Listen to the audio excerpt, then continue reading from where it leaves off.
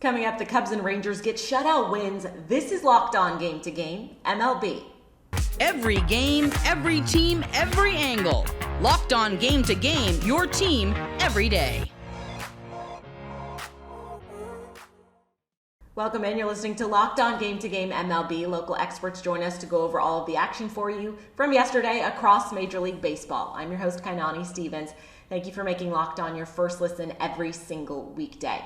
The Twins and Astros needed a 10th inning to decide things on Monday afternoon. Ryan Jeffers hit a go-ahead 2-run home run that would end up being the difference maker. Locked On Twins and Astros recap the series opener in Houston. Houston, we have a problem, and it's bad puns, but we can talk about that later. This is the Locked On Twins breathless post-game minute as the Twins celebrate not only Memorial Day, but Royce Lewis Day in style with a come-from-behind 7-5 win in extras, but you can't come from behind unless you blow a lead or at least give up a lead, and that's what the Twins did. Brock Stewart giving up a grand slam in the 7th inning to Jose Altuve in what felt as though it was scripted based on how this bullpen has played lately. But story of the day, Royce Lewis with a big 3-run homer in his second at-bat of the day against JP France.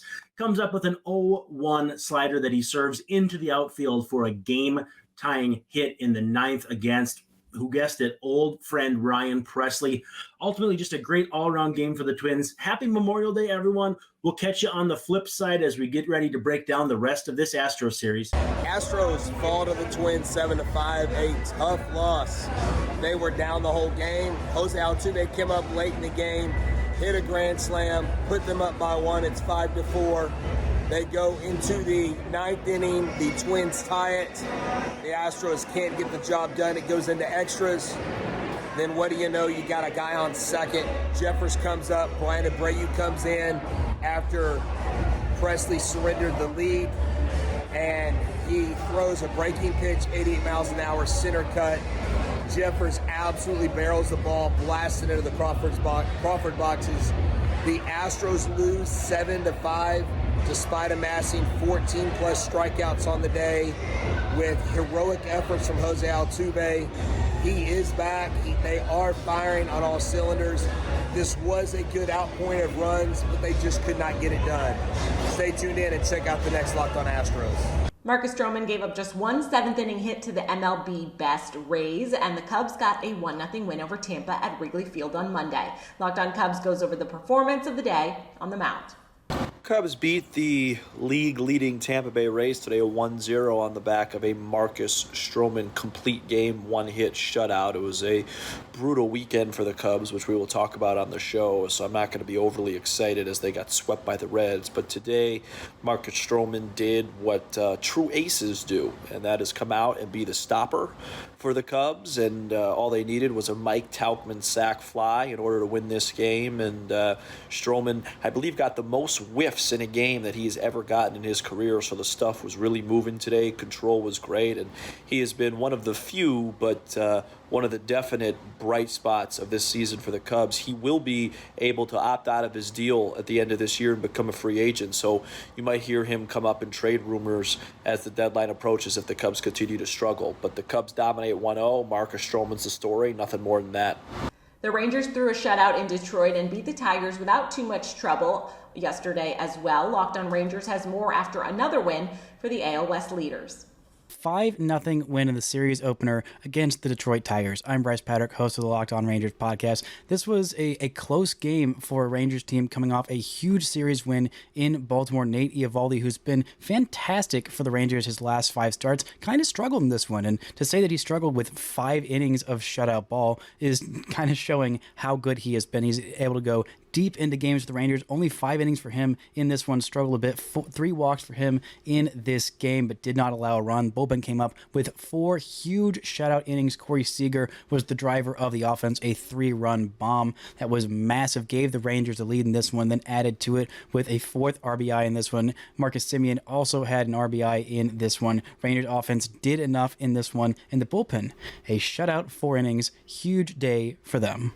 Coming up, the Cardinals and Orioles take shutout losses. This is Locked On Game to Game, MLB. Today's edition of Locked On Game to Game is brought to you by So Rare. It's a revolutionary fantasy baseball game and marketplace that transforms fans into owners with officially licensed digital cards featuring players from across all 30 MLB teams. Unlike other fantasy baseball platforms, So Rare managers truly own their fantasy experience because you collect, buy, sell, and compete with player cards against global opponents to win epic rewards. Win or lose, you still keep the cards, and there is no cost for you to play. Head to sorare.com/lockedon, that's spelled SORARE.com, to draft your team of free player cards, set your lineup, start competing today to win those rewards. Again, that's sorare.com/lockedon to start playing today. Welcome back. You're listening to Locked On Game to Game MLB. I'm your host, Kainani Stevens. The Orioles had no answers for the Guardians pitching staff and couldn't get any runs across against Cleveland on Monday. Locked On Orioles takes us through that loss. Well, that was quite a tough one for the Orioles on Monday, a little day game on Memorial Day. Not only are they shut out by the Cleveland Guardians, do not score in a 5-0 loss. Not only do they allow the bottom of the Guardians' order, which has been horrendous this year, to beat them in the 4-run seventh that really put the game away, but the Orioles lose probably their second most important player on the roster. Cedric Mullins leaves with a groin injury as he kind of came up limp in the 8th inning. The Orioles are already saying he's going to miss some time. It would seem like, looking at other injuries that are similar, he could be out a month. He's been so good for the O's this year. Now the question turns to who can replace Mullins in center field, and how do the Orioles get through his absence? I'll try to answer that question coming up on Tuesday's episode of the Locked On Orioles podcast. The Cardinals took a shutout loss as well yesterday, producing just 2 hits, while the Royals scored 7 in St. Louis. Locked On Cardinals tries to figure out what exactly went wrong.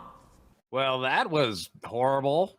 What a snooze fest. Could this team look more lifeless than they do right now? Hey, it's JD from Locked On Cardinals, and the countdown is on. We're at 18 games in 18 days. One more game left in this stretch, and the team can collapse into a 2-day hibernation away from baseball. They appear to have gotten a head start on it today when they got steamrolled by the 16-win, now 17-win Kansas City Royals team by the score of 7-0. On a day that the Royals were doing a bullpen day, the Cardinals didn't even get a base runner until the 8th inning. Nolan Arenado and Wilson Contreras had back-to-back singles to start the inning, but that minor pulse was flatlined quickly in a pathetic offensive effort from a team that looks like the last place they want to be right now is on a baseball field. For the latest updates and info, be sure to keep it Locked On Cardinals. The Angels held off a late comeback from the White Sox on Monday, and they took a 2-run win in Chicago in the process. Locked On hosts have more as Chicago drops its 3rd in a row. Hey everybody, it's Mike Frisch, one half of Locked On Angels. Angels get a 6-4 victory, but the 2 big stories in this game were Ben Joyce and Zach Neto. Ben Joyce made his major league debut. He is an incredible bullpen piece for the Halos. He hit 102 on the radar gun in this game, had 2 strikeouts, a pop-out, came in a big moment in the 7th inning, up by 1 run, and held the lead. And then Zach Neto had 2 incredible defensive plays in this game. The biggest one was in the 9th. He had a diving stop with 2 outs and threw it to first base to get the final out. Hey, Tim Anderson, who? Zach Neto is him. He is the man, and so is Ben Joyce. And we're going to talk about both on Locked On Angels. We hope you'll join us. The Chicago White Sox lost to the Los Angeles Angels 6-4 on the South Side on Monday. Hey, I'm Nick Morawski from Locked On White Sox. Sox starter Michael Kopech, nowhere near as sharp as he was the last previous outings, 4+ innings, 10 strikeouts, but had some control issues. Sox offense got a couple of home runs in the game. Romy Gonzalez, Eloy Jimenez went deep. But the big story is Sox closer Liam Hendriks finally making his way back to the mound after being diagnosed with non-Hodgkin's lymphoma in the offseason. He made his debut on Monday in the 8th inning.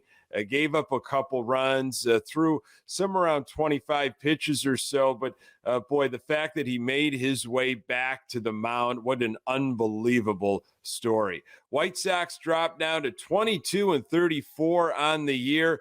They are back at it on the South Side on Tuesday against the Angels. For more, check out the Locked On White Sox podcast.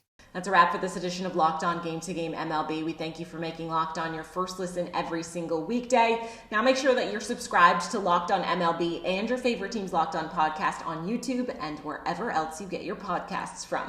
I'm Kainani Stevens. This has been Locked On Game to Game.